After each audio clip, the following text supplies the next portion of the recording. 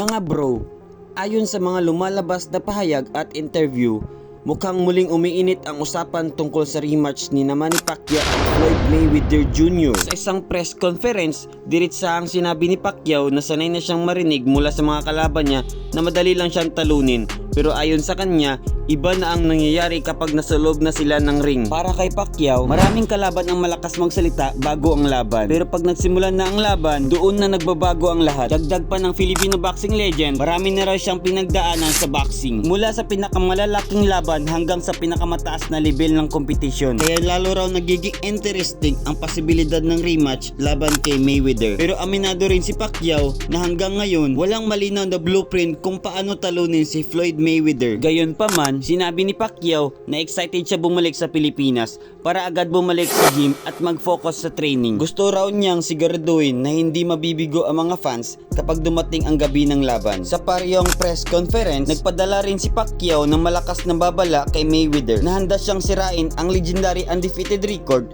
ng Amerikanong boksingero. Ayon kay Pacquiao, ang mga sinabi ni Mayweather at ng ibang critics ay lalo lang nagbibigay sa kanya ng motivation at determination upang patunayan na kahit lampas 40 na siya, kaya pa rin niya makipagsabayan sa pinakamataas na level ng boxing. Sa katunayan, sinabi pa ni Pacquiao na habang nagte-training siya ngayon, nararamdaman niya ulit yung parehong excitement na naramdaman niya noong mga unang taon niya sa boxing. Pagdating naman sa kanilang unang laban noong 2015, inamin ni Pacquiao na marami siyang natutunan doon. Ayon sa kanya, ngayon ay mas mature na silang dalawa pagdating sa paghahanda at paghawak ng pressure ng isang napakalaking laban. Pero isa sa mga pinaka-kontrobersyal na bahagi ng unang laban ay ang sinabi ni Pacquiao na hindi siya 100% nung gabing iyon. Ikinuwento niya na habang umaatake siya sa 4th round, bigla raw niyang naramdaman na parang naputol o nawalan siya ng lakas sa kanang braso dahil sa injury sa balikat. Dahil sa adrenaline ng laban, hindi raw niya agad naramdaman ng sakit. Pero pakiramdam niya ay parang isa lang ang kamay na ginagamit niya sa buong laban. Sa kabila nito, naniniwala pa rin si Pacquiao na nagawa niya ang sapat para manalo. Ayon sa kanya, nang balikan niya ang laban, pakiramdam niya ay mas marami siyang suntok na pinakawalan at mas malilinis ang tama niya. Pero kahit ganoon, sinabi rin niya na nirerespeto niya ang desisyon ng mga judge na nagbigay ng unanimous decision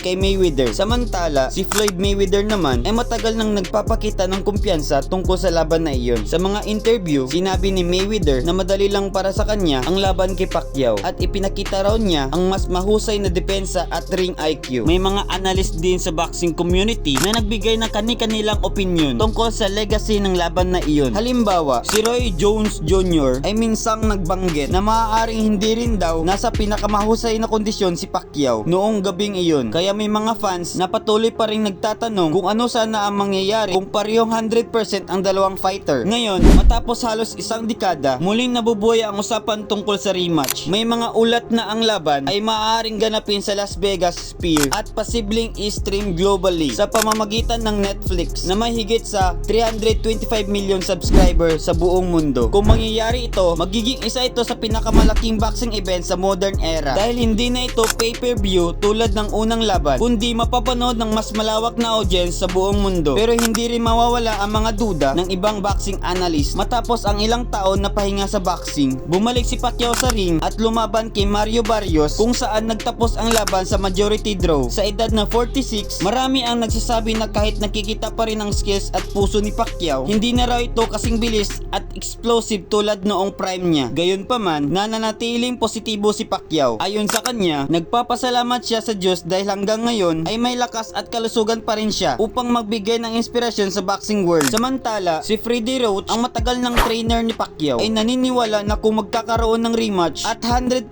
healthy si Pacquiao, may malaking tsansa na matalo o kahit manakdown pa niya si Mayweather. Para kay Roach, ang rematch na ito ay maaaring maging perfect ending sa careers ng dalawang boxing legends. Isa pang malaking pagbabago ngayon ay ang focus ni Pacquiao. Matapos ang kanyang political career, bilang ang kanyang pagtakbo sa Senado, sinabi niya na tapos na siya sa politika. Ayon sa kanya, gusto na lamang niyang mamuhay ng simple, tumulong sa kapwa at ipagpatuloy ang pagbibigay inspirasyon sa pamamagitan ng boxing. Sa kanyang sariling salita, hindi raw tayo habang buhay sa mundong ito, kaya gusto niyang mag-iwan ng legacy na maaalala ng mga tao. Ngayon ang tanong ng maraming fans, kung tuluyang ang Pacquiao versus Mayweather rematch, sino kaya ang mananalo sa pagkakataong ito? Mga bro, ano ang masasabi ninyo? I-comment ninyo ang inyong opinion. And to God be the glory.